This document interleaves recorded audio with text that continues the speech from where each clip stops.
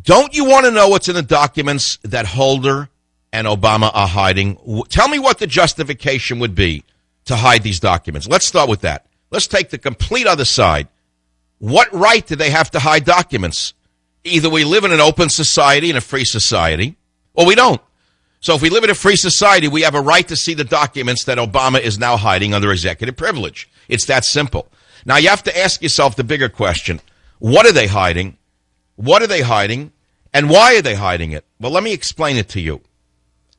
I will explain it to you in plain detail. Page 244, Trickle-Down Tyranny. It's a key chapter in my book. I saved it for chapter 10. Operation Fast and Furious transformed Project Gunrunner into a chaotic, agenda-driven, political fiasco that abandoned its original mandate and became another egghead nightmare put together and then covered up by the president in collusion with Holder's corrupted, incompetent anti-justice department. So I wrote that for you in the book. Now, what was their intent? Page 245.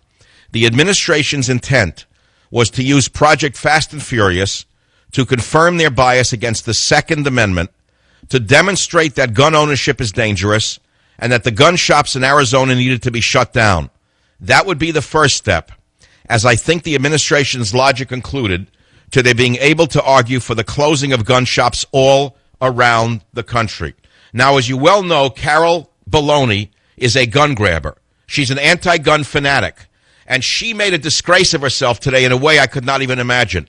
Here is an oversight committee on which this woman sits, and she has the nerve to say that we on the oversight committee have no right to have oversight over Obama and Holder. She should be thrown off that committee immediately for taking such a position. It's the equivalent of someone from Syria sitting on a human rights commission saying no one has a right to investigate what Syria is doing with regard to human rights.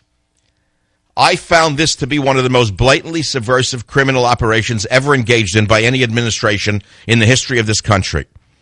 The stated purpose of this project, Fast and Furious, the stated purpose was to trace the gun traffic in order to stop it by apprehending the drug cartel kingpins to whom the guns were delivered. That was the stated purpose. In the process, though, the Department of Justice and ATF higher-ups instructed Fast and Furious operatives to continue surveillance but to cease interdiction.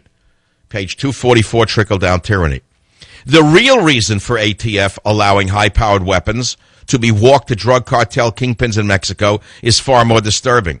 It was designed to generate data so that Barack Obama could prove that U.S. gun shops were responsible for illegal weapon sales and needed to be shut down. The Obama administration had for a long time falsely asserted, quote, that more than 90% of the guns recovered in Mexico come from the United States, many from gun shops that line our shared border, close quote. If great numbers of U.S. weapons showed up at crime scenes in Mexico, the administration's anti-gun position could be bolstered. So some 2,000 high-caliber assault weapons, some sources report up to 3,000, were ultimately sold and delivered in this manner as a result of Obama and Holder, which they're now covering up. And I'll tell you more about it in a moment.